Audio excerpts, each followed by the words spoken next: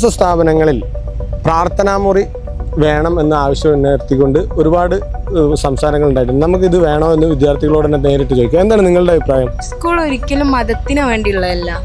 ഇപ്പം മതമാണ് കൂടുതൽ എല്ലാം പ്രശ്നമായിക്കൊണ്ടിരിക്കണം. മതം ഉണ്ടായതിനെ കൊണ്ട് എല്ലാവരും ഹ്യൂമാനിറ്റിയാണ് വേണ്ടിയത്. ഒരിക്കലും കുട്ടികളെ ഉള്ളിൽ മതം കുത്തിവെക്കരുത്.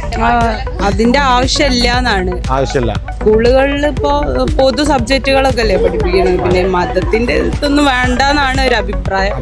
കോളേജിൽ അങ്ങനെ പ്രാർത്ഥന വേണ്ടിയിട്ട് ആവശ്യം. നിങ്ങൾ കണ്ടല്ലോ, യുക്തിവാദികളായ ആൾക്കാർ കോളേജിൽ പഠിക്കുന്ന കുട്ടികളുടെ അടുത്ത് ചെന്നിട്ട് ഫിത്ന ഉണ്ടാക്കുന്ന കേസാണ്.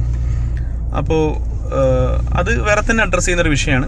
പക്ഷെ ഇന്ന് പറയുന്നത് നമ്മൾ കുട്ടികളെ നമ്മൾ കോളേജിൽ ചേർക്കുമ്പോൾ എന്തൊക്കെ കാര്യങ്ങൾ നമ്മൾ നോക്കുക. അവർക്ക് പറ്റിയ കോഴ്സാണ് നോക്കും. അതേപോലെ തന്നെ ഗവൺമെൻറ് സീറ്റ് ആണെങ്കിൽ ഗവൺമെൻറ് സീറ്റ് കിട്ടിയടുത്ത് പോയി ചേരും. അതിപ്പോൾ ബാക്കിയൊന്നും നോക്കില്ല.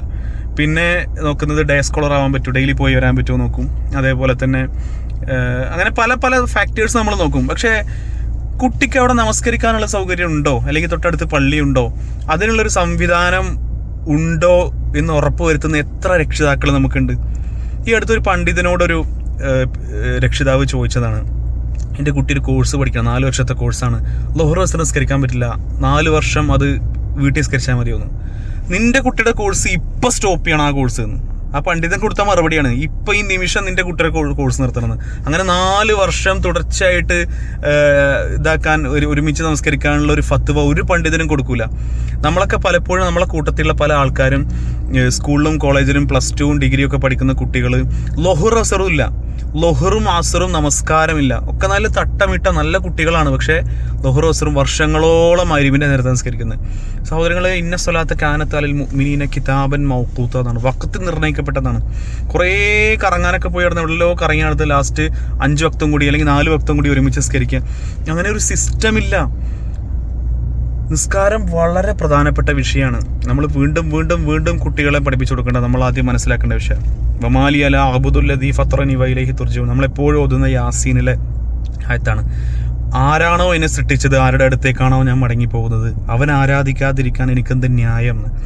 അതേപോലെ തന്നെ വമാ ഖലഖത്തുൽ ജിന്ന വൽ ഇൻസ ഇല്ലാ ലിയഅ്ബുദൂൻ, ജിന്നുകളെയും ഇൻസുകളെയും അള്ളാഹുവിനെ ഇബാദത്ത് എടുക്കാൻ വേണ്ടിയിട്ടല്ലാതെ വേറെ ഒന്നിനും സൃഷ്ടിച്ചിട്ടില്ല എന്ന് നമ്മൾ ഒരുപാട് വട്ടം കേട്ട സൂറത്താണ്. നമ്മളിവിടെ വന്നത് തന്നെ നിസ്കരിക്കാനാണ്. നമ്മൾ കുട്ടികൾക്ക് പറഞ്ഞു കൊടുക്കേണ്ടതാണ്. എഞ്ചിനീയറിങ്ങിനും മെഡിസിനൊക്കെ പോകുന്നതിൻ്റെ മുന്നേ അടിസ്ഥാനപരമായിട്ട് പറഞ്ഞു കൊടുക്കേണ്ടതാണ്. ഈ മദ്രസയിലൊക്കെ വിട്ടു കൂടെ ഇത് കിട്ടി എന്നതിൻ്റെ അവകാശവാദങ്ങൾക്കപ്പുറത്ത് ഈ കുട്ടിക്ക് നമ്മൾ ഇന്ന കാര്യങ്ങൾക്കൊക്കെ ഒരു ബോധ്യം വന്നിട്ടുണ്ട് നമ്മൾ ഉറപ്പുവരുത്തണം. എന്താണ്, ആരാണ് ഇവിടേക്ക് പറഞ്ഞയച്ചത്, എന്തിനാണ് ഇവിടെ വന്നത്, ഇനി എവിടേക്കാണ് പോകാനുള്ളത്, കൃത്യമായൊരു ബോധം നമ്മുടെ കുട്ടിക്ക് ഉണ്ട് എന്നുള്ളത്. അതേപോലെ തന്നെ നമ്മുടെ അനിയനാണെങ്കിൽ അനിയന്, നമ്മളെ അനിയത്തിയാണെങ്കിൽ അനിയത്തിക്ക് ആ വിഷയങ്ങൾക്ക് ഒരു അവബോധമുണ്ട്. അവർ പോകുന്ന സ്ഥാപനത്തിൽ നമസ്കരിക്കാനുള്ള ഫെസിലിറ്റി ഉണ്ട് എന്ന് ഉറപ്പുവരുത്തേണ്ടത് ബ്രദറായ നമ്മുടെ അല്ലെങ്കിൽ രക്ഷിതാവായ നമ്മുടെ പൂർണ്ണ ഉത്തരവാദിത്തമാണ്. ഉത്തരവാദിത്തങ്ങൾ നാളെ ചോദ്യം ചെയ്യപ്പെടും, പടച്ചവൻ്റെ കോടതിയിൽ ചോദ്യം ചെയ്യപ്പെടും. അത് ആ ബോധം നമുക്ക് ഓരോരുത്തർക്കും ഉണ്ടാവണം.